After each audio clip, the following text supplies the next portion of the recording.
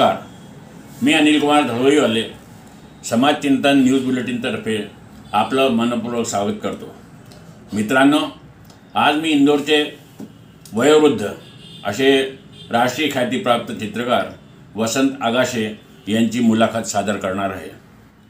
सुमारे 30 लाख लोकसंख्या असलेल्या इंदूर शहरात जुन्या पिढीतील जवळजवळ 80 पार केलेले 2 चित्रकार आहेत।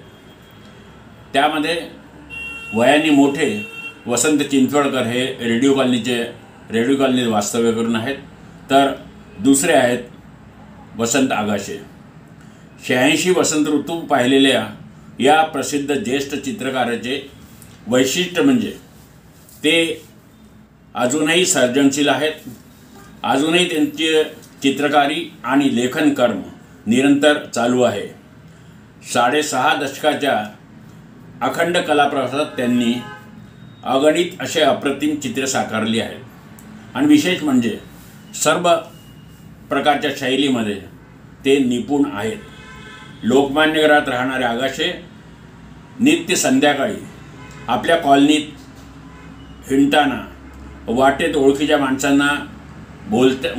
माणसांशी बोलताना आणि नियमित रूपे पायी चालताना दिसतात। आगाशे हे बृहन महाराष्ट्राच्या कला क्षेत्रातील एक अत्यंत महत्त्वाचे असे व्यक्तिमत्व आहे, ज्यांनी 60च्या दशकात आपल्या कलागुणांनी कला रसिकांनाच नाही तर राष्ट्रीय स्तराच्या अत्यंत नामवंत प्रसिद्ध अशा कलावंतांना देखील थक्क केलं आहे। त्यांना वास्तववादी शैलीचा सखोल अभ्यास आहे, ज्याचा वापर त्यांनी आपल्या अमूर्त चित्रांमध्ये अतिशय कौशल्याने केलेला आहे। 1937 मध्ये इंदूरमध्ये जन्मलेले आगाशे काही वर्षापूर्वीच लोकमान्य नगरचे रहिवासी झाले आहेत। ते त्यांची मुलगी जी सुप्रसिद्ध चित्रकार आहे प्रज्ञा दुराफे यांच्यासोबत एकाच घरात राहत आहेत। यापूर्वी ते इंदूरच्याच स्नेहलतागंजचे रहिवासी होते। देशप्रसिद्ध फाईन आर्ट कॉलेजचे ते एकेकाळचे अत्यंत हुशार आणि प्रतिभाशाली विद्यार्थी होते। सौम्य आणि विनोदी स्वभावाचे ते आहेत। ते सदैव आत्मप्रचारापासून, प्रसिद्धीपासून दूर आणि कलासाधनेत मग्न राहिलेले आहेत। त्यांना राष्ट्रीय स्तरावरील आणि प्रतिष्ठित कला संस्थांचे असंख्य पुरस्कार मिळाले आहेत। त्यांची प्रतिष्ठित पुरस्कार व सन्मानाची यादी फार मोठी आणि लांब आहे। यामध्ये मध्य प्रदेश राज्य अकादमी पुरस्कार 1960 आणि 1962, अखिल भारतीय कालिदास प्रदर्शन 1962 आणि 63 इत्यादींचा समावेश आहे। देशातील प्रसिद्ध आर्ट गॅलरीमध्ये त्यांचे वन मॅन शो आयोजित केले गेले आहेत आणि त्यांना खूप प्रसिद्धी, लोकप्रियता देखील मिळालेली आहे।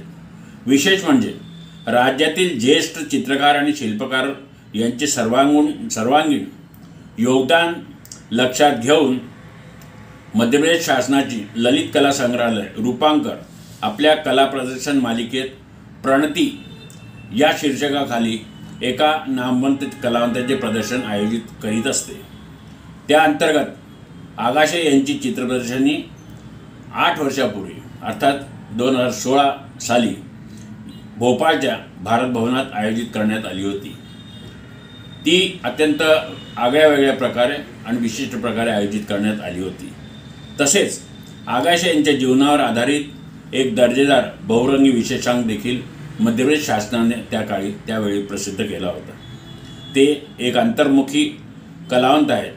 ते एक आदर्श चित्रकार व भला माणूस म्हणून ओळखले जातात। रंगाच्या या जादूगाराने आपल्या ब्रशने कॅनव्हासवर केवळ रंगच पसरवले नाहीत तर ललित कलेचे नवे रूप आणि परिमाणही दिलेले आहेत।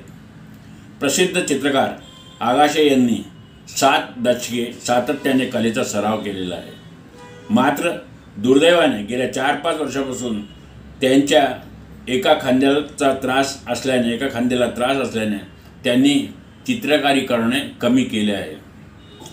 याशिवाय एका डोळ्याची दृष्टीही त्यांची गेलेली आहे. यातच अलीकडे आता त्यांना ऐकू देखील फारच कमी यायला लागलेले आहे. त्यांचे वय सध्या 86 आहे. तरी काही ना काही करत राहणे हा त्यांचा मूळ स्वभाव आहे. ते स्वस्थ बसून राहत नाही. सुरुवातीला त्यांनी अनेक स्वलिखित कविता लिहिल्या.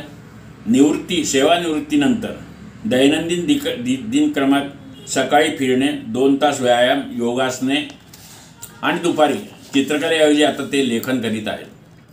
ते इंदूरच्या लेबर कमिशनर ऑफिसमध्ये चित्रकार म्हणून होते.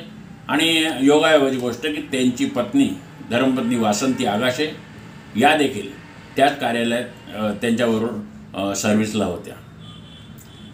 वयाच्या 86व्या वर्षी रामचरितमानस लिहिण्यापूर्वी त्यांनी 11,000 वेळा राम नामाचा जप लिहिला होता.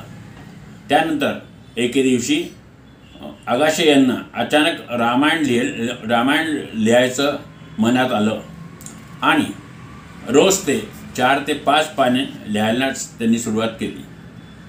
22 मे 2022ला त्यांनी रामचरितमानस लिहिण्यास सुरुवात केली आणि खंड न पाडता ते सतत लिहित राहिले.